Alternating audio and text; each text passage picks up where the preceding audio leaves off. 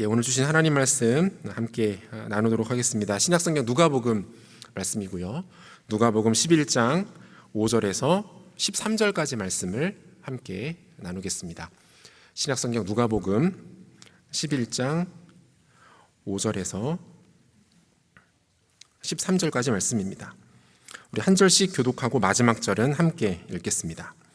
또 이르시되 너희 중에 누가 벗이 있는데 밤중에 그에게 가서 말하기를 벗이여 떡 세 덩이를 내게 구워달라. 내 벗이 여행 중에 내게 왔으나 내가 먹일 것이 없노라 하면 그가 안에서 대답하여 이르되 나를 괴롭게 하지 말라. 문이 이미 닫혔고 아이들이 나와 함께 침실에 누웠으니 일어나 내게 줄 수가 없노라 하겠느냐. 내가 너희에게 말하노니 비록 벗됨으로 인하여서는 일어나서 주지 아니할지라도 그 간청함을 인하여 일어나 그 요구대로 주리라. 내가 또 너희에게 이르노니 구하라 그러면 너희에게 주실 것이요 찾으라 그러면 찾아낼 것이요 문을 두드리라 그러면 너희에게 열릴 것이니 구하는 이마다 받을 것이요 찾는 이는 찾아낼 것이요 두드리는 이에게는 열릴 것이니라. 너희 중에 아버지 된 자로서 누가 아들이 생선을 달라 하는데 생선 대신에 뱀을 주며 알을 달라 하는데 정갈을 주겠느냐. 함께 읽겠습니다. 너희가 악할지라도 좋은 것을 자식에게 줄 줄 알거든 하물며 너희 하늘 아버지께서 구하는 자에게 성령을 주시지 않겠느냐 하시니라. 아멘. 청소기 세 번째 시간 함께하고 있는데요. 제가 기도에 관한 설교를 할 때마다 참 즐겨 사용하는 예화 하나가 있습니다. 아마 이미 들으신 분들도 있을 텐데요. 예수를 믿고 거듭난 한 사람이 죽어서 천국에 가게 되었습니다. 그가 천국에 도착하자 한 천사가 그를 반갑게 맞아 주었어요. 그 천사는 그를 데리고 천국 이곳 저곳을 다니면서 천국 생활에 대한 오리엔테이션을 시켜주었습니다. 한참을 즐겁게 천국 이곳 저곳을 구경하며 다니던 중에 그는 자신의 이름이 커다랗게 붙어있는 한 창고를 발견하게 됩니다. 그는 자신을 인도해 주던 천사에게 물었습니다. 저 창고에 제 이름이 붙어 있습니다. 저 창고 안에 도대체 뭐가 들어있습니까? 몹시 궁금한데요. 그러자 천사는 살짝 당황해하면서 이렇게 대답했습니다. 굳이 안 보시는 게 좋을 겁니다. 그리고 지금 봐봤자 큰 의미는 없습니다. 천사의 이 말을 듣자 그의 궁금증이 더 커졌습니다. 그렇게 말씀하시니까 더 궁금한데요. 괜찮으니까 좀 열어서 저에게 보여주실 수 없겠습니까? 천사는 잠시 망설이다가 결국 그를 창고 앞으로 인도했습니다. 그의 눈앞에서 굳게 잠겨있던 창고의 커다란 문이 활짝 열렸습니다. 그 안에는 지혜, 건강, 관계, 명성, 돈, 은사 등등 온갖 좋은 것들, 이 세상에서 누릴 수 있는 모든 좋은 것들이 상자 안에 가득 담긴 채 선반에 가지런히 창고 가득 놓여 있었어요. 그는 깜짝 놀라서 천사를 보면서 이렇게 물었습니다. 아니 이것들은 다 뭡니까? 이렇게 좋은 것들이 왜 이 창고 안에 가득 들어차 있는 거죠? 천사가 대답합니다. 이 모든 것들은 사실 하나님께서 당신을 위해서 준비해 놓으셨던 것들입니다. 모두 다 당신 것인 셈이죠. 그는 어이가 없다는 듯이 이렇게 되물었습니다. 아니 그런데 왜 하나님은 정작 세상에서 나에게 정말 필요할 때 이것들을 주시지 않으셨을까요? 제가 살아가면서 이런 것들이 꼭 필요한 때가 있었는데요. 그때는 하나님 저에게 주시지 않았어요. 그러자 천사가 이렇게 대답합니다. 맞아요. 당신에게 이것들이 필요한 순간들이 있었더군요. 하지만 당신은 세상에 있을 때 그렇게 기도를 많이 하는 사람은 아니었던 것 같아요. 조금 더 진지하고 간절하게 하나님께 그때마다 기도했다면 아마 지금쯤 이 창고는 텅 비어 있었을 겁니다. 누군가 지어낸 이야기겠지만 참 많은 것들을 생각하게 합니다. 특별히 여러분, 이 이야기는요, 기도하지 않음의 어리석음이 얼마나 큰 것인지를 깨닫게 합니다. 여러분, 그렇습니다. 세상에서 가장 큰 어리석음은 바로 기도를 쉬는 것입니다. 기도를 멈추는 것입니다. 하나님께 기도하는 것을 하찮게 여기는 것입니다. 이 세상에서 이것보다 어리석은 모습은 없습니다. 얼마 전에 기사를 우연히 찾아보다가요, 주인이 찾아가지 않아서 쌓여있는 휴면 예금과 보험 금액이 모두 1조 4천억 원이 넘는다라는 내용의 기사를 본 적이 있습니다. 제가 그 기사를 이렇게 보는데요, 갑자기 그 군대에서 월급 통장으로 만들어 놓고 전역한 후에도 몇 번 쓰고 나서는 관리를 하지 않았던 우체국 계좌가 갑자기 생각이 나는 거예요. 순간 기대감이 생겼던 거죠. 그 안에 돈이 들어 있었던 것 같은데 얼마가 들어있는지 잘 기억이 나진 않는데, 교회 앞에 우체국에 가서 신분증을 내밀며 계좌 조회를 부탁했습니다. 내심 그래도 적어도 좀 넉넉한 금액이 들어있지 않을까, 그래도 한 20만 원 정도 들어있지 않을까, 월급이 모아졌던 건데 하는 기대를 했습니다. 직원분이 조회를 하더니 이렇게 말했습니다. 고객님, 있으세요. 제가 목사로서 채통을 지켰어야 되는데 저도 모르게 기계적으로 매우 동시에 세속적으로 반응이 튀어나왔어요. 얼마요? 많아요? 이렇게 물어봤어요. 그 저의 설레이는 목소리에 담긴 미세한 떨림을 이분이 들으셨는지 지체하지 않고 대답해 주셨어요. 네, 4,800원이요. 네, 주세요. 그 돈으로 아이스 아메리카노 그란데 한 잔 사서 마시면서 4,800원의 목사로서의 채통을 팔아먹은 저의 모습에 대해서 회개했습니다. 그날따라 유독 커피가 쓰더라고요. 여러분, 다들 이런 상상 한 번쯤 하시지 않습니까? 나도 모르게 잠들어 있었던 휴면 계좌, 또는 우리 엄마가 나 몰래 들어놨던 보험, 사실 그런 건 없죠. 이런 것들이 있을까? 그런 생각을 한 번쯤은 합니다. 저야 큰 액수가 아니었지만, 가령 어떤 사람이 엄청난 액수를 휴면 계좌 또는 보험금으로 넣어두고 그것을 죽을 때까지 찾지 못한다라고 생각을 해보십시오. 죽을 때까지 그 존재를 알지 못해서 그 돈 중에 1원도 쓰지 못한다라고 생각을 해보세요. 여러분, 얼마나 안타까운 일입니까? 또 얼마나 어리석고 바보 같은 일입니까?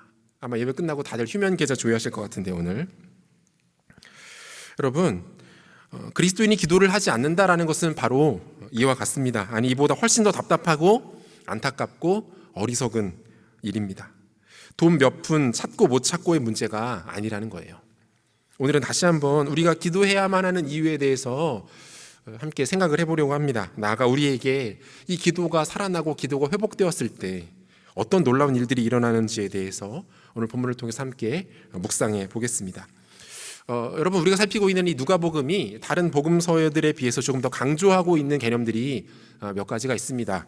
누가의 시그니처인데요, 첫 번째는 기도입니다. 누가는 유독 예수님의 기도 장면을 강조해요. 다른 복음서들에는 기록되지 않은 예수님의 기도 장면이 무려 7차례나 더 기록되어 있습니다. 그리고 이러한 모습은 자연스럽게 그의 두 번째 책인 사도행전으로 넘어가서 예수의 기도를 따라 기도하는 제자들의 모습이 소개됩니다. 두 번째는 성령입니다. 우리가 잠시 후에도 자세하게 살피겠지만, 특별히 이 누가는 성령이라는 단어를 직접적으로 표현하거나 강조하고 있어요. 특별히 기도가 성령의 임재와 역사를 가능하게 한다라는 것은 누가가 가지고 있는 매우 중요한 신학이기도 했습니다. 마지막 세 번째는 전도와 선교입니다. 누가는 다른 복음서 저자들에 비해서 복음이 증거되는 일들, 또 잃어버린 영혼들이 죽게 돌아오는 것들에 대한 관심이 참 많은 사람이었습니다. 그래서 다른 복음서에서는 발견되지 않는 삭개오가 예수님을 만나는 모습, 집을 나간 탕자의 비유, 잃어버린 양을 찾는 목자의 모습 등은 누가복음에만 나타나는 표현들, 이야기들입니다. 그리고 이러한 강조는 사도행전을 통해서 본격적인 선교 역사를 기술하는 것으로 이어지고 있는 것이죠. 오늘 우리가 읽은 본문에도 누가의 관심사가 고스란히 드러납니다. 그것은 바로 기도와 성령에 대한 강조예요. 제자들에게 기도를 가르치신 주님은 계속해서 기도의 방법, 즉 어떻게 기도해야 할 것인가와 기도의 응답은 어떻게 이루어지는가에 대해서 말씀을 나누어 주십니다. 한 가지 예화와 또 비유를 사용하시는데요, 소개되는 첫 번째 이야기는 이렇습니다. 밤 깊은 시간 한 집에 갑작스럽게 여행객이 찾아옵니다. 주인은 여행 중인 이 나그네에게 떡을 대접하고 싶었습니다. 하지만 마침 준비해 놓은 떡이 다 떨어지고 말았어요. 그는 급히 옆집에 살고 있는 친구를 찾아갑니다. 늦은 밤이라 문은 굳게 닫혀 있었고 가족들은 모두 잠자리에 든 상태였습니다. 그럼에도 불구하고 그는 문을 두드립니다. 이보게 친구, 우리 집에 갑자기 손님이 좀 오셨는데 대접해 드릴 떡이 우리 집에 없다네. 떡 몇 덩이만 빌려줄 수 없겠나. 그는 자리에서 일어나는 것조차 귀찮았는지 누운 채로 이렇게 말합니다. 지금 시간이 몇 시인가? 가족들도 다 깊이 잠든 상태이니 오늘은 어려울 것 같네. 다른 방법을 한번 찾아보게나. 하지만 그는 포기할 수가 없었습니다. 계속해서 문을 두드리며 말합니다. 미안하지만 그래도 좀 줘야겠네. 이봐, 일어나서 좀 나와보라니까. 자네가 올 때까지 나는 여기서 움직이지 않을 거라네. 여러분, 결국 어떻게 됐습니까? 그 집주인은 화가 잔뜩 난 얼굴로 문을 열고 떡 3덩이를 친구를 향해 던져주지 않았겠습니까? 상식적으로 보면 밤늦은 시간에 잠든 친구를 찾아가서 맡겨둔 적도 없는 떡을 요구하는 것은 상당히 몰상식하고 무례해 보입니다. 괘씸해서라도 안 준다라고 생각하는 사람도 있을 거예요. 그런데 여러분, 이 장면에서 잘못은 정작 문을 두드리는 사람이 아니라 집 안에 머물러 있었던 사람에게 있습니다. 고대 근동 지역에서는 여행객들이 한낮의 무더위를 피해서 주로 밤 시간에 이동을 했습니다. 따라서 밤늦은 시간에 낯선 여행객이 누군가의 집에 방문하는 것이 그다지 특별한 일은 아니었다라는 거예요. 그리고 이러한 갑작스러운 나그네의 방문을 위해서 거의 대부분의 집들은 최소한 떡 3덩이 정도를 준비해 놓는 것이 당시에 매우 상식적이고 보편적인 일들이었다라는 것이죠. 혹여나 집에 떡이 떨어졌을 때 옆집, 이웃집에 가서 떡을 빌려다가 대접하는 것도 크게 이상한 일은 아니었습니다. 나그네를 대접하는 일은 한 개인이 감당해야 하는 일이 아니라 지역사회, 마을 공동체가 함께 감당해야 된다라는 것을 당시 모든 사람들이 생각하고 있었기 때문인 것이죠. 그만큼 뭡니까? 유대인들에게 나그네를 대접하고 그들을 전심을 다해 섬기는 것은 보편적이고 지극히 정상적인 일이었어요. 율법이 요구하고 가르치는 내용이었다라는 거예요. 자, 이러한 배경을 이해한다면 오늘 이 본문의 구도는 조금 달라집니다. 우리는 떡을 빌리는 사람이 큰 결례를 저지르고 있다고 생각을 합니다. 하지만 그렇지 않아요. 정작 더 큰 결례는 집에 누워있던 사람이 저지르고 있는 것입니다.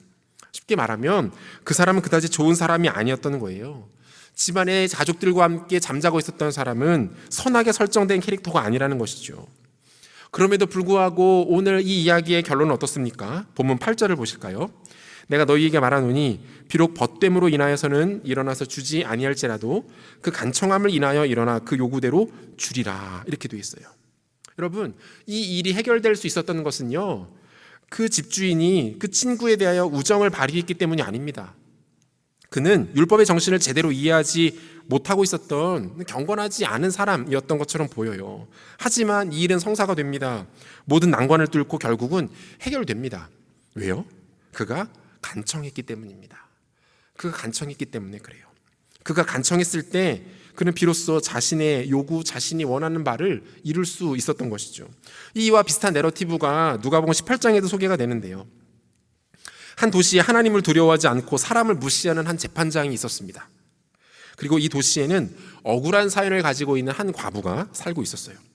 원한 때문에 잠을 못 이루던 과부는 무작정 재판장을 찾아갑니다.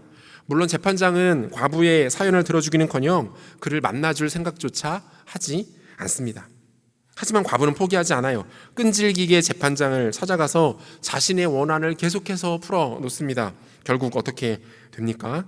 누가복음 18장 5절 보니까요. 이 과부가 나를 번거롭게 하니 내가 그 원한을 풀어주리라. 그렇지 않으면 늘 와서 나를 괴롭게 하리라 하였느니라. 이렇게 돼 있어요. 이 결국에는 어떻게 돼요? 과부가 이 자신의 목적을 이룹니다. 자신의 문제를 해결받는 것이죠. 재판장에게 어떠한 심경의 변화가 일어났기 때문이 아닙니다. 이유는 단 하나예요. 과부가 그를 번거롭게 했기 때문에, 과부가 재판장에게 찾아가 간청했기 때문입니다. 결론적으로 오늘 본문에 나온 비유와 이 누가복음 18장의 이 불의한 재판장의 비유는 논리가 같아요. 하나님과 이웃에 대하여 경건하지 못한 자들이 약자들의 요구를 결국은 들어줄 수밖에 없게 되었다라는 내용인 것이죠. 왜요? 그들의 간청 때문에, 그들이 하도 귀찮게 하니까, 그들이 난처하게 하니까 결국은 들어주고 말자라고 반응하게 되었다라는 거예요. 여러분, 오늘 본문에 사용된 이 간청이라는 단어가요, 원어로는 아나이데이아라는 단어인데요, 이 말은 단지 간곡하게 부탁을 하다, 나의 요청을 지속적으로 말하다 라는 표현을 넘어서 이것은요, 부끄러움을 상실한 상태, 수치감을 잃어버린 상태를 이야기합니다. 수치감을 느끼지 못할 정도로 부끄러움 따위가 문제가 되지 않을 정도로 끊임없이 매달리는 상태를 표현하는 단어가 이 아나이데이아라는 단어라는 거예요. 자, 이처럼 수치를 잊을 정도의 간절함으로 매달리는 모습에 대해서 주님은 어떻게 설명하고 계십니까? 이것을 어떻게 주님은 해석하십니까? 본문 9절을 보니까요. 내가 또 너희에게 이르노니 구하라 그러면 너희에게 주실 것이요 찾으라 그러면 찾아낼 것이요 문을 두드리라 그러면 너희에게 열릴 것이니 라고 되어 있어요. 여러분 헬라어 원어를 보면요, 이 8절과 9절 사이에 우리말 성경에는 번역되지 않은 접속사 하나가 발견됩니다. 이 카코라는 헬라어 단어인데요, 이거는요 그런데 그러나라는 역적 관계 접속사예요.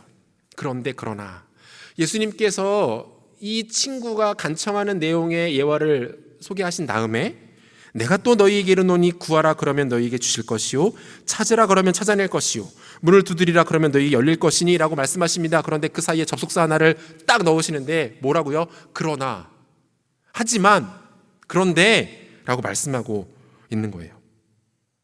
무슨 말입니까? 앞에 등장했던 그 경건한 친구들과 나는 다르다 이 말씀을 하시는 거예요. 그 경건하지 못하고 너의 요청을 겨우 들어주는 그 친구와 나는 다르다, 동일하지 않다. 너희가 기도하고 구하는 지금의 상황은 앞에 이야기에 등장하는 그 상황과 같지 않다라는 말씀을 하고 계시는 거죠. 이 동일한 개념을 소개하고 있는 누가복음 18장 6절과 7절에도 보면 이렇게 돼 있어요. 주께서 또 이르시되 불의한 재판장이 말하는 것을 들으라. 하물며 하나님께서 그 밤낮 부르짖는 택하신 자들의 원한을 풀어주시지 아니하시겠느냐? 그들에게 오래 참으시겠느냐? 여러분 여기에도 눈에 띄는 표현 하나가 발견되죠. 뭡니까? 하물며 하나님께서 그 불의한 재판장도 그렇게 질기게 찾아가서 질척거리고 귀찮게 하며 요청을 들어주는데 하물며 너희 하나님께서는 어떠시겠느냐 이런 뜻이잖아요. 여러분 이 두 개의 동일한 구조의 내러티브를 통해서 주께서 강조하시는 메시지는 무엇입니까? 한마디로 무슨 이야기예요? 반드시 들으신다 이 말이죠. 반드시 들으신다. 분명히 응답하신다. 틀림없이 반응하시겠다. 너의 외침과 너의 기도에 대해서 내가 외면하지 않겠다. 주님 이 말씀하고 계시는 거예요. 그처럼 경건하지 못하고 하나님을 두려워하지도 않는 사람을 무시하는 인간들도 귀찮게 하면 요구를 들어주지 않느냐. 하물며 너희 하늘의 아버지 나는 어떻겠느냐라고 말씀하고 있는 거예요. 내가 너희들의 외침과 간구에 설마 귀를 닫을 것 같니? 라고 말씀하고 있는 것이죠. 여러분 저는 이 말씀을 주님께서 하실 때 본문에 드러나진 않지만 빈정상하셨을 것 같아요. 조금은 그 마음이 서운함을 느끼셨을 것 같아요. 자존심 상하셨을 것 같아요. 내가 이렇게까지 말하고 심지어 이런 비유를 사용하는데도 너 나 못 믿겠어? 내가 이런 극단적인 예화를 들면서까지 설명하는데 너 나를 못 믿겠니? 진짜 내가 너의 기도에 관심이 없을 거라고 생각하는 거니? 아마 주님 이렇게 서운한 마음으로 이 말씀을 하셨을 것 같아요. 저희 큰딸이 올해 이제 5학년이 됐습니다. 5학년이 돼서 아직 학교를 한 번도 못 가고 있는데 최근에 이 녀석에게 저와 제 아내가 이제 별명 하나를 붙여줬어요. 소비의 여왕, 돈주의 이렇게 붙여놨어요. 여기서 돈은 돼지 돈은 아닙니다. 소비의 여왕, 돈주의. 제가 이렇게 별명을 붙여줬어요. 이 녀석은 원하는 게 굉장히 많아요. 보통 보면 첫째들이 안 그런 것 같은데 조금 독특합니다. 원하는 게 되게 많아요. 동생들보다 욕심도 많고 의욕도 강합니다. 사고 싶은 것도 많고 먹고 싶은 것도 많고 해보고 싶은 것도 많고 가보고 싶은 것도 많아요. 이 방송 보고 있으면 큰일인데. 그리고 이 모든 것의 공통점에는 돈이 든다는 것에 있어요. 돈이 들어요. 다 해주고 싶죠. 그런데 돈이 들어요. 그런데 이 녀석과 저의 관계가 오늘 본문에 나오는 딱 이 관계예요. 한밤중에 문을 두드리는 딸과 누워서 끊임없이 귀찮아하는 아버지. 계속 문을 두드리면서 요구하는 거죠. 아빠 이거 먹고 싶어요. 여기 가고 싶어요. 여기 가야 돼요. 이거 사야 돼요. 저는 누워서 다음에 그거 안 될 것 같은데 딱 이 모습이에요.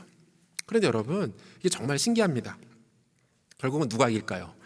결국은 누가 이깁니까? 결국은 우리의 소비의 여왕께서 승리하세요. 결국에는 제가 이 돈주의의 계략에 말려들고 말아요. 제가 매번 다짐하고 또 다짐합니다. 이번이 마지막이다. 다시는 안 사준다. 이렇게 돈을 쓰지 않겠다. 그것만큼은 안 된다. 그런데 잠시 뒤에 정신을 차려보면 영락없이 우리의 소비의 여왕께서 희희낙락하며 손에 원하는 걸 들고 계세요. 여러분, 그때마다 제가 너무 분이 나고 짜증이 나지만 제가 이 과정에서요, 최근에 기도에 대해서 묵상하다가 큰 격려를 하나 얻었어요. 이게 뭡니까? 우리 주님도 나에 대해서 이렇게 대하고 계시겠구나. 우리 주님도 내가 아이처럼 조르고 구하고 요구하는 것에 대해서 나와 같은 이런 마음으로 반응하시겠구나. 주님께서 나의 기도와 필요에 지금의 나처럼, 아니 나보다 훨씬 더 선하고 풍성하고 완벽하게 반응하고 계시구나라는 생각을 하게 되는 거예요. 사랑하는 여러분, 생각을 해보면요, 우리의 입장에서 기도만큼 이기적인 행위는 없습니다. 우리가 기도하지 않는다고 해서 하나님의 나라와 그분의 영광이 훼손되지 않아요. 우리가 기도하지 않는다고 해서 하나님께서 하셔야만 하는 일을 하지 못하거나 그 이후로 하나님께서 어려움을 겪으시는 일 따위는 일어나지 않아요. 기도라는 영적인 행위를 통해서 유익을 얻는 가장 큰 수혜자는 바로 나 자신이에요. 우리입니다. 게다가 우리가 기도하기만 하면 하나님께서 매우 기민하게 우리의 필요에 반응해 주신다라고 그렇게 성경을 통해서 약속하시지 않습니까? 마치 우리를 지켜보시면서 우리 주님께서 준비하시는 것 같아요. 기도만 해봐라. 기도하기만 해봐라. 내가 진짜 바로 움직인다. 내가 지체하지 않고 움직인다. 내가 너한테 제일 좋은 거 준다. 마치 이렇게 기다리고 계신 것 같지 않습니까? 그럼 도대체 왜 그런데 우리는 기도하지 않습니까? 어떤 논리와 근거와 배짱으로 우리는 기도하지 않는 것입니까? 사랑하는 여러분, 우리가 기도하면 우리 주님 반드시 주십니다. 기도는 가장 거룩한 그리고 이기적인 행위예요. 기도는 우리에게 아무리 할수록 지나치지 않는 것, 하면 할수록 우리가 유익 있고 좋은 것이 바로 기도입니다. 응답되지 않는 기도는 이 세상에 존재하지 않습니다. 우리 아버지는 우리의 상상 이상으로 그 자녀들을 사랑하십니다. 우리가 아버지께 구하고 찾는 것이 이루어지지 않는 일 따위는 이 세상에 없습니다. 다만 우리가 그 응답이라는 개념에 대해서 오해하고 있을 뿐이죠. 하나님 분명히 응답하셨지만 우리가 그것을 응답으로 받지 않고 응답으로 이해하지 않기 때문이에요. 빌 하이벨스 목사님이 너무 바빠서 기도합니다라는 책을 썼는데요, 이 책에서 이분이 기도의 응답에 대해서 이렇게 정리를 하고 있어요. 들어보십시오. 요청이 잘못된 것이라면 하나님은 안 돼라고 말씀하신다. 아직 적기가 아니라면 하나님은 천천히 라고 말씀하신다. 당신이 틀렸다면 하나님은 성장하라 라고 말씀하신다. 하지만 요청도 올바르고 시기도 적절하며 당신도 올바르다면 하나님은 좋아 라고 말씀하신다. 여러분, 이 말이 맞지 않습니까? 제가 아직 아이들에게 핸드폰을 사주지 않았는데요, 이유는 단 하나입니다. 아직 적기가 아니라고 판단했기 때문이에요. 그것을 아이들에게 주는 것이 궁극적으로 이 아이들을 행복하게 만드는 것이 아니라고 판단했기 때문입니다. 하지만 시기가 되고 그것이 아이들에게 이롭게 되는 상황이 되면 무슨 일이 있어도 저는 아이들에게 핸드폰을 사줄 겁니다. 사랑하는 여러분, 응답은 이런 겁니다. 소통 없는 내 입장과 관점에서의 요청은 단순한 억지일 뿐입니다. 그 이상도 그 이하도 아니에요. 그 억지에 대해서 하나님께서 아직 아니야, 너가 틀린 거야, 다른 방법을 찾아볼까? 라고 말씀하셨다면 그것 역시 가장 완벽한 기도의 응답이라는 거예요. 그 자체만으로도 확실한 기도 응답이라는 거죠. 그러므로 사랑하는 여러분, 기도합시다. 하나님 앞에 나아가 그분을 찾고 구하고 그분께 구합시다. 기도하면 주께서 반드시 우리 가운데 응답하신다라고 약속하십니다. 그리고 이 영적 행위는 우리에게 백해무익한 것이 아니라 백익무해합니다. 하면 할수록 행복해지고 과하면 과할수록 유익한 것이 바로 이 기도라는 거예요.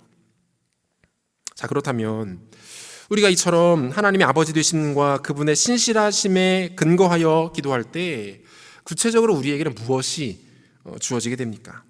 허락되는 것이 셀 수도 없이 많죠. 기도의 유익에 대해서 수만 가지를 이야기할 수 있을 것입니다. 그런데 주님께서 오늘 본문에서 딱 잘라서 그 중에 가장 좋은 한 가지를 우리에게 소개해 주십니다. 그것은 무엇입니까? 성령이에요. 본문 13절 말씀인데요, 우리가 한 목소리로 본문 13절 같이 읽도록 하겠습니다. 같이 읽겠습니다. 너희가 악할지라도 좋은 것을 자식에게 줄 알거든 하물며 너희 하늘 아버지께서 구하는 자에게 성령을 주시지 않겠느냐 하시니라. 아멘. 자, 여러분, 이 결론을 이해하기 위해서는요, 그 안목맥에 소개된 한 가지 비유를 우리가 좀 같이 살펴볼 필요가 있는데요, 본문 11절과 12절을 보면 주님께서 한 가지 다소 극단적이어 보이는 설정의 비유를 말씀하십니다. 어떤 내용입니까? 뭐 이런 거예요. 아들이 아버지에게 말합니다. 아버지, 저 배가 고파요. 밥 좀 주세요. 그러자 아버지가 아들에게 플라스틱 통 하나를 이렇게 내밉니다. 그 통에는 시아노아 칼륨이라고 적혀 있습니다. 아버지가 아들에게 진지하게, 아주 진지하게 이렇게 말합니다. 해봐. 아버지가 한 모금 떠 먹여줄게. 시아노아 칼륨을 다른 말리로 청산가리라고 합니다. 이번에는 사랑하는 딸이 아버지를 찾아옵니다. 아빠, 저 예쁜 인형이 하나 갖고 싶어요. 인형 하나만 사주시면 안 돼요? 그러자 아버지는 검정색 비닐봉투 하나를 딸 아이에게 내밉니다. 사랑하는 딸아, 이것도 좋은데 이거 갖고 놀래? 검정색 비닐봉투 안에는 방금 덫에 걸려 죽은 커다란 쥐 한 마리가 들어있습니다. 여러분, 설정이 너무 극단적인가요? 그런데 여러분, 주님께서 하시는 비유가 딱 이 정도 수위가 맞습니다. 비록 제가 비우지만 너무 적절하게 잘 비유를 하고 있는 거예요. 여러분, 세상에 이런 아버지가 어디 있습니까? 만에 하나 있다 해도 그는 정상적인 아버지가 아닙니다. 긴급한 치료를 요하거나 당장 아이에게서 떨어뜨려야 할 위험한 아버지입니다.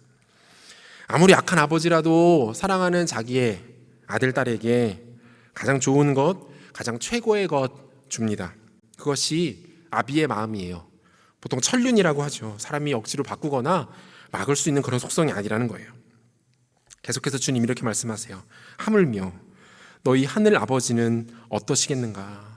너희의 완벽하고 의로우시고 신실하고 능력이 무한할 뿐 아니라 너를 끔찍이도 사랑하시는 하늘 아버지께서 과연 너에게 어떤 것을 주기 원하시겠니? 라고 말씀하고 있는 거예요. 사랑하는 여러분, 우리가 기도하지 않고 기도 못하는 수만 가지 이유가 있겠지만 저는 이 이유가 가장 크다고 생각을 합니다. 우리가 바로 이 질문에 대해서 진지하게 묵상하지 않기 때문이에요. 하나님이 어떤 분이신가? 그분이 나에게 무엇을 주기 원하시는가? 그분이 나를 어떤 눈으로 바라보고 계시는가? 우리 가운데 이 질문이 사라지자 우리는 더 이상 기도할 수 없게 되어버렸습니다. 우리 가운데 이 묵상, 하나님 그분에 대한 묵상이 사라져버리자 우리의 기도는 힘을 잃어버리고 말았어요. 기도하기 전에 먼저 접근해야 될 것은 하나님입니다. 기도의 목적이 아니에요. 기도를 통해서 얻고자 하는 그 무엇이 아닙니다. 우리의 기도를 들으시는 아버지 그분에 대한 묵상이 먼저 필요합니다. 그것이 모든 기도를 가능하게 하는 힘이라는 거예요. 주님께서 우리에게 지금 무엇 주기 원하십니까? 우리가 그분을 찾고 구할 때 그분은 결국 우리의 손에 무엇을 쥐어주신다고 말씀하십니까? 그것은 바로 성령이에요. 성령. 하나님이 당신의 형상대로 지음받은 피조물인 인간에게 주실 수 있는 가장 영광스럽고 강력하고 근본적이고 완벽한 선물, 그것은 성령입니다. 우리가 하나님 앞에서 얻고 누릴 수 있는 가장 궁극의 가치가 성령이에요. 여러분, 마태는 이 동일한 구절을 이렇게 표현하고 있는데요. 마태복음 7장 11절 말씀 보니까 너희가 악한 자라도 좋은 것으로 자식에게 줄 알거든 하물며 하늘에 계신 너희 아버지께서 구하는 자에게 좋은 것으로 주시지 않겠느냐. 마태는 단순히 좋은 것으로 표현한 이것을 성령에 유독 관심이 많았던 누가는 구체적으로 딱 집어서 설명합니다. 그것은 성령이다. 악한 자도 자녀에게는 좋은 것을 준다. 하늘 아버지는 우리에게 성령을 주신다. 이것이 기도에 대하여 마태와 누가가 펼쳐내고 있는 논리이에요. 우리 주님께서 그 백성들에게 주시고자 하는 깨우침, 가르침인 것이죠. 하나님이 영입니다. 성령을 통해서 하나님은 우리에게 하나님 자신을 느낄 수 있게 하십니다. 하나님의 지혜와 마음, 그분의 풍성함과 영광을 체험하도록 하십니다. 여러분, 그것이 바로 성령입니다. 사랑하는 여러분, 예수를 나의 주, 나의 하나님으로 고백한 모든 사람들은 이 성령을 선물로 받게 됩니다. 자신의 전인격으로 예수를 주로 고백한 자들은 하나님께서 그 영혼과 심령 가운데 당신의 영을 허락해 주세요. 그게 성령이죠. 하지만 이 성령은 우리에게 주어지는 그 즉시로 완전한 것은 아닙니다. 마치 작은 묘목을 선물 받고서 당장 그 묘목으로부터 열매를 기대할 수 없는 것처럼 우리가 처음 주님을 고백할 때 받게 되는 성령은요, 영생의 씨, 생명의 근원이라고 할 수 있습니다. 예수님의 하나님의 사람, 하나님의 생명을 얻게 된 존재를 드러내는 하나의 증거일 뿐이에요. 그렇다면 이 묘목은 언제 어떻게 자라게 됩니까? 어떤 과정을 통해서 성장하고 나아가 열매를 맺게 되는 것입니까? 단 한 가지. 뭐 할 때? 기도할 때. 기도할 때 우리 안에 허락된 성령이 자라나기 시작합니다. 우리 안에 허락되어진 성령이 그 능력과 그 권능을 나타내기 시작합니다. 우리가 기도할 때 우리 안에 이미 존재하시는 성령께서 일하기 시작하신다라는 거예요. 따라서 오늘 본문에서 말하는 선물로 주어지는 성령이란 더 정확하게 말하면 성령의 충만함을 의미하는 것입니다. 성령의 주권적인 역사를 의미하는 거예요. 여러분이 하나님께 구한다고 하나님께서 여러분에게 성령 자체를 주시진 않습니다. 왜? 우리는 이미 성령을 받은 사람들이거든요. 우리 안에 하나님의 성령이 이미 내주하고 계시거든요. 그러면 우리는 무엇을 구해야 합니까? 그 다음 단계에 성령의 충만함을 구해야 되는 것이죠. 신대원 1학년 가을이었습니다. 2학기의 시작을 알리는 개강수련회에서 저는 성령의 충만함을 다시 새롭게 경험하는 은혜를 입었습니다. 기도하는 중에 성령께서 저에게 강하게 찾아오셨어요. 아주 가깝게 찾아오셨어요.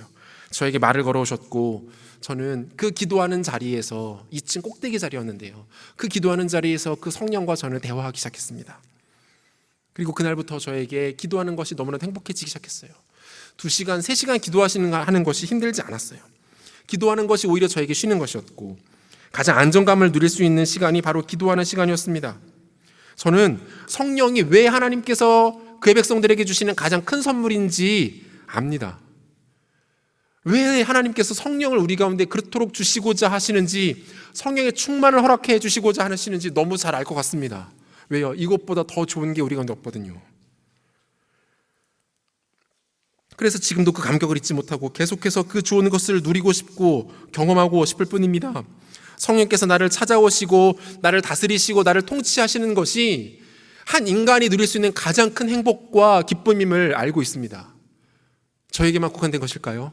아니요, 그렇지 않습니다. 여러분 중심으로 예수 그리스도를 자신의 구세주로 모셔드렸다면, 여러분이 여러분의 중심으로 예수를 나의 주인으로 맞아들였다면 우리 모두에게 이 은혜가 허락되었다라는 사실이에요. 사랑하는 여러분, 다른 그 무엇이 또 필요합니까? 상황, 환경, 사람, 어떤 자격? 아니요, 여러분, 이런 것들은요, 있을 때도 있고 없어질 때도 있는 것들입니다. 오래도록 내 곁에 있는 것 같아도 언젠가는 반드시 썩 없어집니다. 그것이 썩 없어지든 내가 썩 없어지든 둘 중에 하나는 반드시 없어지는 것들이에요. 하지만 성령은 다릅니다. 그분은 세상 끝날까지 나와 함께 하시겠다라고 약속하셨고요, 나에게 권능을 주시겠다라고 말씀하십니다. 하나님의 성령은 어리석은 나를 지혜롭게 할 겁니다. 어둡고 우울한 나를 기쁨과 가슴 벅참으로 다시 일으키실 겁니다. 두려워하고 불안해하는 나를 담대하게 하시고 평안하게 하실 것입니다.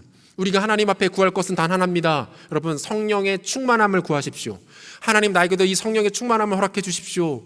하나님의 능력을 허락해 주십시오. 하나님의 그 놀라운 임재를 나로 하여금 맛보게 해 주십시오. 이 기도가 우리에게 절실하게 필요합니다. 그리고 이 기도 하나면 충분합니다. 이 기도로부터 모든 것이 다시 시작될 겁니다. 이 기도로부터 여러분들의 삶이 변화되는 것들을 경험하게 될 것입니다. 쓰러졌던 것들이 일어나게 될 것이고, 죽었던 것들이 살아나게 될 것이고, 넘어졌던 것들이, 무너졌던 것들이 다시 회복되는 일들이 이 기도로 시작되게 될 것입니다. 기도하면 성령께서 찾아오십니다. 기도하면 성령께서 우리를 지배하시고 우리를 다스리십니다. 성령이 우리가 누릴 수 있는 가장 좋은 것들입니다. 말씀 마무리하겠습니다. 사랑하는 여러분, 그리스도인이 되었다면 반드시 꼭 맛보고 누려야 할 한 가지가 있습니다. 그것은 바로 성령의 충만함을 경험하는 일입니다. 여러분, 구원은 받았지만 성령 충만함을 맛보지 못했을 수도 있습니다. 반대로 성령 충만함을 경험해 보지 않았다고 해서 그 사람이 구원을 받지 못한 것은 아닙니다. 하지만 성령 충만함이 없는 신앙은 절대로 능력이 있을 수 없습니다. 승리할 수 없습니다. 죄를 이길 수 없습니다. 여러분이 매번 죄에 넘어지고 습관적인 죄에 빠져서 헤어나지 못하는 이유는 단 한 가지입니다. 성령 충만함이 우리 가운데 나타나지 않기 때문입니다. 나의 못된 옛 자아를 꺾을 수 없습니다. 성령이 없이는 그리스도를 닮아갈 수 없습니다. 하늘에 찬란한 태양이 떠 있지만 동굴 속에서 나오기를 꺼려하며 음침한 곳에 앉아있기를 고집하는 것과 다를 바가 없습니다. 그러므로 여러분, 하나님께서 주시겠다라고 약속하신 이 성령을 구하십시오. 성령을 받으십시오. 성령을 누리십시오. 만끽하십시오. 성령의 충만함을 달라고 하나님 앞에 구하십시오. 두드리고 부르짖고 찾으십시오. 신실하신 아버지께서, 선하신 우리의 하나님께서 우리의 기도를 결코 외면하지 않으실 것입니다. 기도로 성령을 경험하고 기도로 성령을 얻어 능력으로 살아가는 우리 모두가 되시기를 우리 주 예수 그리스도의 이름으로 축원합니다. 다 같이 자리에서 일어나겠습니다. 우리 하나님 앞에 오늘 주신 말씀을 기억하면서 같이 찬양하고 또 마음 모아 기도하도록 하겠습니다.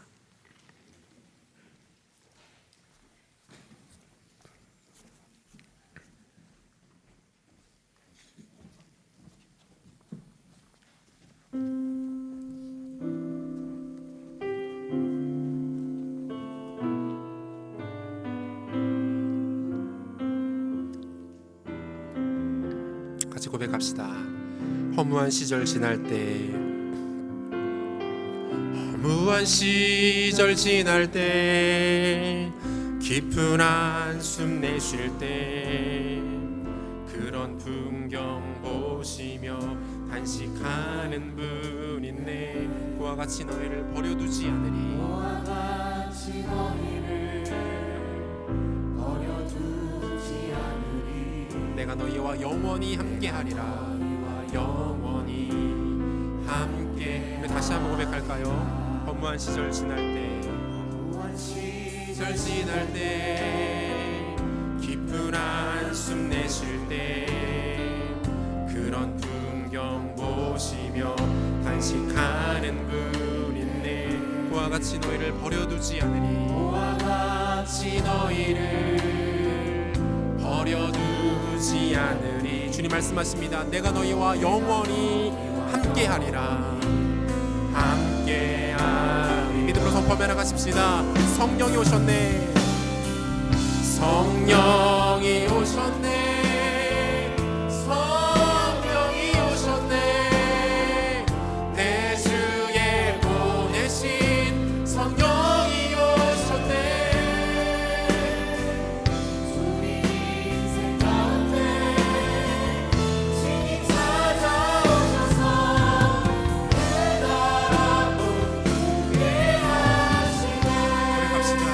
억눌린 자 같은 자, 억눌린 자 같은 자, 자유함이 없는 자, 피난처가 되시는 성령님 계시네. 믿음으로 고백합시다. 주의 영이 계시는 곳에 주의 영이 계신 곳에 참 자유가 있다네. 자유가 있다네. 진리의 영이신 성령이 오셨네. 영이신 성령이 이 가운데 찾아오신 주님을 높여 고백합시다. 성령이 오셨네. 성령이 오셨네. 성령이 오셨네. 내 주에 보내신 성령이 오셨네. 우리 인생 가운데 친히 찾아오셔서 깨달아 보게 다시 한번 믿음을 선포하며 나갑니다. 성령이 오셨네. 성령이 오셨네. 성령이 오셨네. 성령이 오셨네. 내 주에 보내신 성령이 오셨네. 우리 인생 가운데 친히 찾아오셔서 인생 가운데 친히 찾아오셔서 그 나라 다시 한번 간절한 마음으로 믿음으로 고백하며 나가십시다. 성령이 오셨네. 성령이 오셨네. 성령이 오셨네. 성령이 오셨네. 우리 가운데 약속하신 성령이 오셨습니다. 보내신 성령이 오셨네. 우리 인생 가운데 친히 찾아오셔서 인생 가운데 친히 찾아오셔서 그 나라 꿈꾸게 선포하며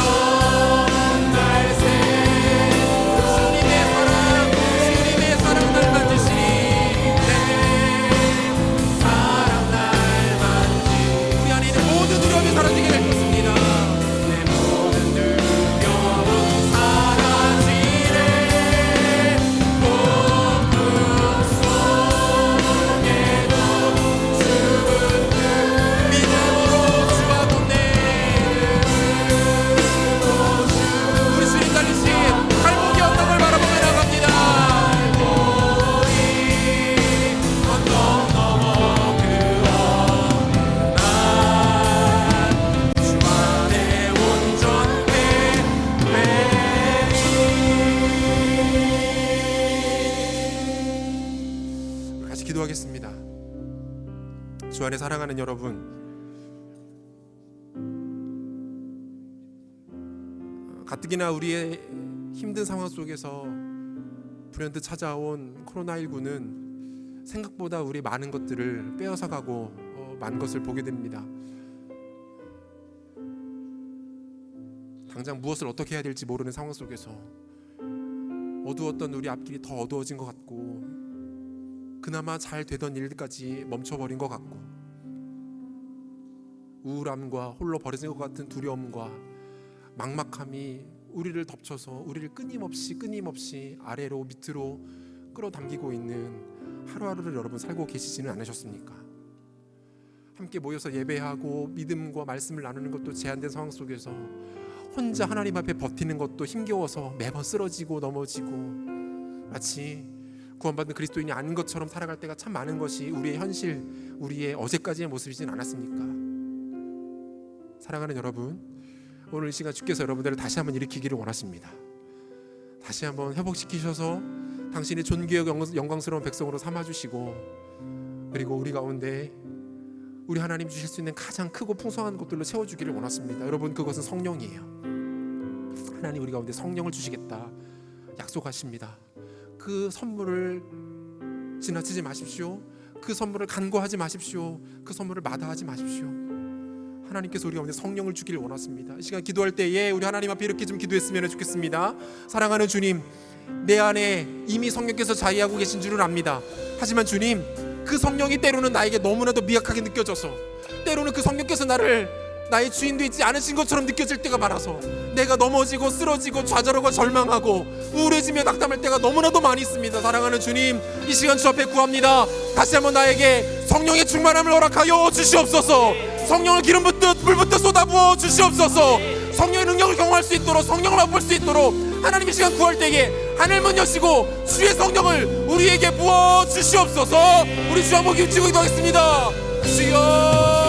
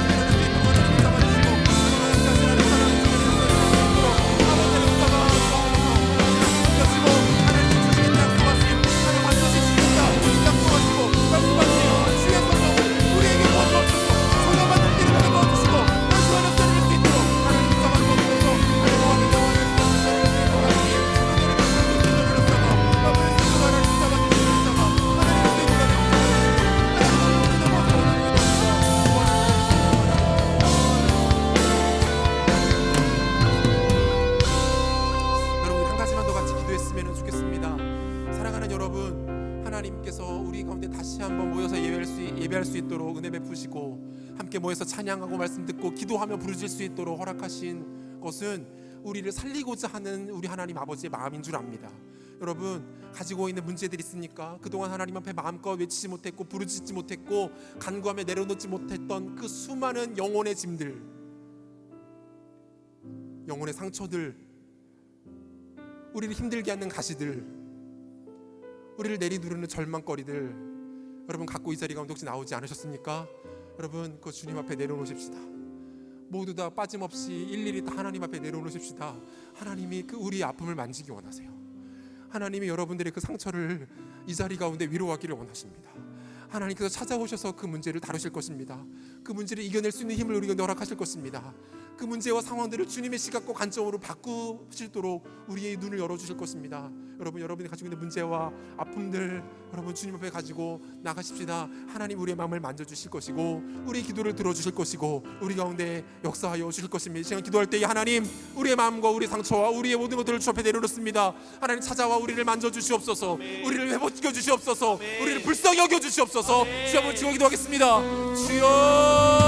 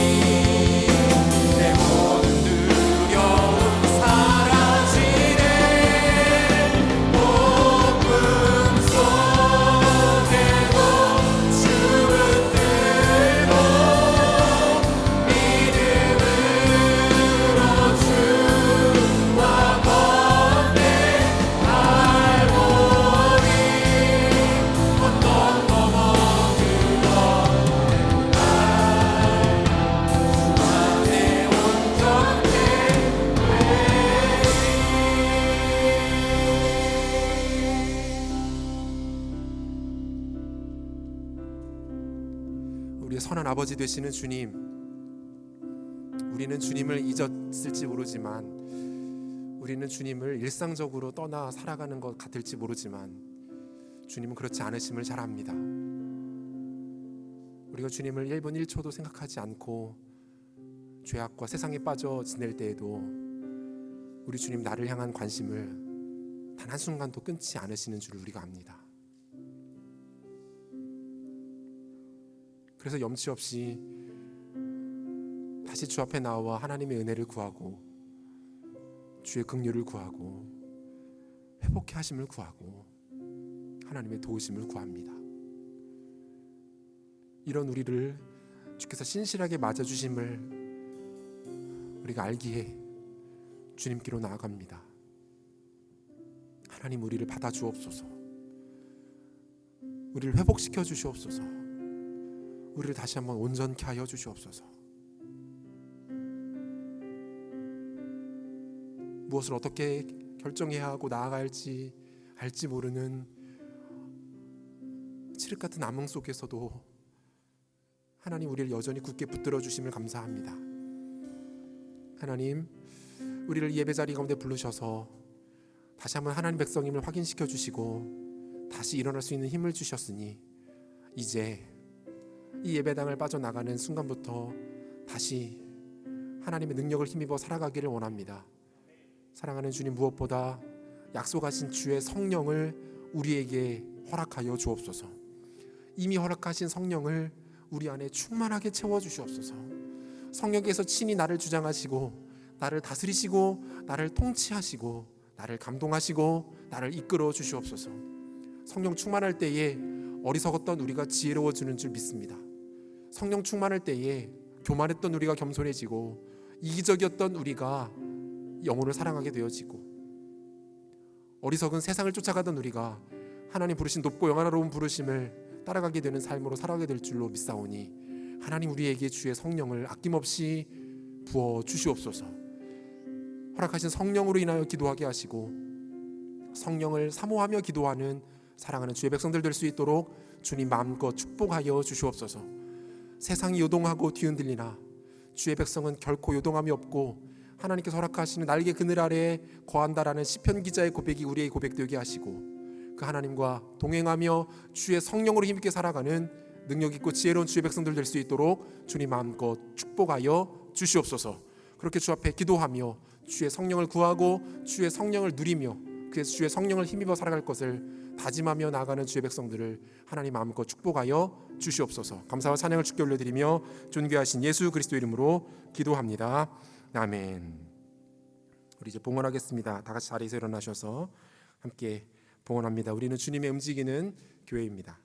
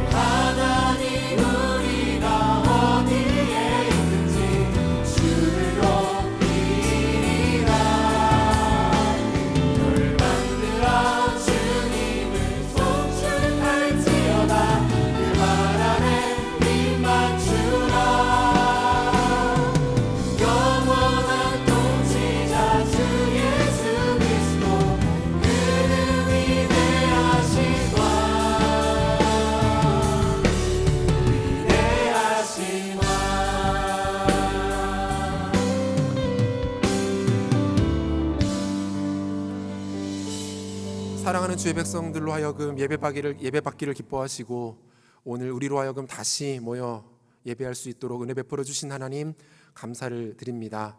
예배할 때에 하나님 찾아오셔서 우리를 위로하시고 만져주시고 다시 한번 결단케 하시고 도전케 하시고 하나님 향하여서 우리의 자세를 다시 한번 바로잡을 수 있도록 은혜 주심 또한 감사함을 드립니다. 오늘 주신 말씀과 은혜가 너무나도 감사하고 크기에 부족하지만 우리의 작은 것들을 주님께 정성껏 구별하여 내어드립니다. 우리 삶의 모든 것의 주인 되신 주께서 우리의 마음을 받아주시고 우리 삶 가운데 다시 한번 축복하시고 은혜와 긍휼을 베풀어 주시옵소서. 사랑하는 청년들의 일상을 우리 주님께서 감찰하시고 지키시고 인도하시되 하나님 진로를 열어주시고 취업의 문들을 열어주시고 진학의 문들을 열어주옵소서. 좋은 사람들을 많이 만나게 하여 주옵소서. 좋은 기회들을 많이 얻을 수 있도록 주님 축복하여 주시옵소서. 건강의 복을 더하셔서 본인뿐만 아니라 가족들이 건강케 하시고 영적인 은혜를 더하셔서 하나님 알아가는 지혜와 지식이 더욱더 깊어지며 풍성할 수 있도록 주님 축복하여 주시옵소서. 경제적인 어려움 만나지 않도록 도와주시고 넘치지도 않고 부족하지도 않고 늘 주를 경외하며 사랑할 수 있을 정도의 하나님 물질을 우리가 공급하셔서 이 물질을 통하여 주님을 섬기며 이웃을 섬기며 열방을 풍요케 하는 존귀한 주의 백성들 될 수 있도록 마음껏 축복하여 주시옵소서. 하나님 허락하신 복된 믿음의 배우자들 만나게 하시고 아름다운 가정 이루게 도와주시고 가정의 가치가 점점 옅어지는 이 시대 가운데 하나님 주의 되시는 아름다운 가정 이루는 이들의 삶 될 수 있도록 주님 마음껏 축복하시고 은혜 베풀어 주시옵소서. 이 예물들이 쓰이는 곳마다 하나님 나라 확장되게 하시고 열방이 주께 돌아오게 하시고 교회가 세워지며 주의 복음만 높아지게 하여 주시옵소서. 지금 우리 주 예수 그리스도의 은혜와 하나님의 사랑하심과 성령의 위로하시고 교통하시는 역사가 우리 가운데 허락하신 주의 성령이 가장 놀랍고 큰 것인 줄 깨달아 성령을 구하고 그 성령의 충만함으로 우리 삶을 힘있게 능력있게 살아가기를 간절히 사모하며 이 예배에 참여한 사랑하는 청년들과 성도들 머리 위에 이제로부터 영원토록 함께 있을지어다. 아멘.